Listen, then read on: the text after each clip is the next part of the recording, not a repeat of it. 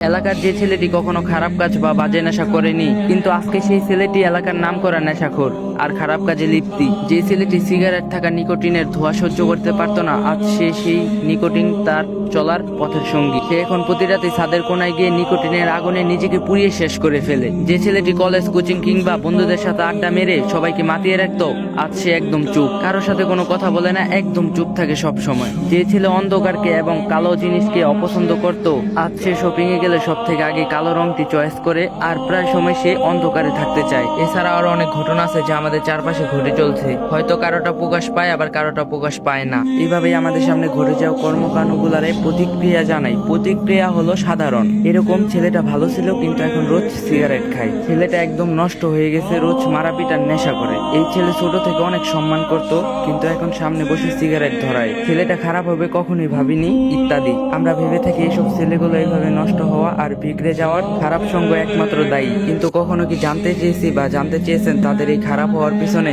কারণটা কিসের জন্য তারা এই পথে এসেছে? একটা ছেলে শুধু খারাপ সঙ্গ পেয়ে নেশার জগতে পা দেয় না, এর পিছনে জড়িয়ে থাকে পারিবারিক সমস্যা, না হয় কাছের মানুষের দেওয়া কষ্ট আর অবহেলা। আমাদের সমাজের প্রায় অর্ধেকের বেশি ছেলে নেশায় আসক্ত হয় প্রেমের বিচ্ছেদের কারণে, আর অল্প কিছু ছেলেরা হয় পারিবারিক সমস্যার কারণে। তখন এরা বেঁচে থাকার জন্য এবং পুরাতন স্মৃতিগুলা ভোলার জন্য নেশার জগতে পা দেয়। আচ্ছা, কতটা কষ্ট পেয়ে একটা ছেলে চোখের পানি ফেলে? হ্যাঁ, আপনাকে জিজ্ঞাসা করছি যে এই গল্পটা শুনতেছেন। আমার জানা মতো একটা ছেলেকে কখন আপনার সামনে বসে তেমন একটা কান্না করতে দেখবেন না, কারণ সে জানে সবার সামনে বসে কান্না করলে তাকে নিয়ে হাসি ঠাট্টা তামসা করবে। তাই সে নীরবে তার কষ্টগুলাকে বুকের মধ্যে লুকিয়ে রাখে, কারণ ওইখানে লুকিয়ে রাখলে কেউ দেখতে পারবে না, একমাত্র আল্লাহ ছাড়া। রাতে অন্ধকারে ঘরের এক কোনায় বা বিছানার উপর শুয়ে নিঃশব্দভাবে দু চোখের পানি ফেলে কেঁদে যাবে। চিৎকার দিয়েও সে কাঁদতে পারে না যদি তার বাসার কেউ কান্নার শব্দ শুনে যায়। বাসায় যে ছেলেটি খুব হাসি খুশি থাকতো, প্রাইভেট বা আড্ডা দিয়ে সবাইকে মাতিয়ে রাখতে পারতো, আজ হয়তো তার ভালোবাসার মানুষের কাছ থেকে অবহেলা পেতে পেতে দিন দিন এত বদলে গেছে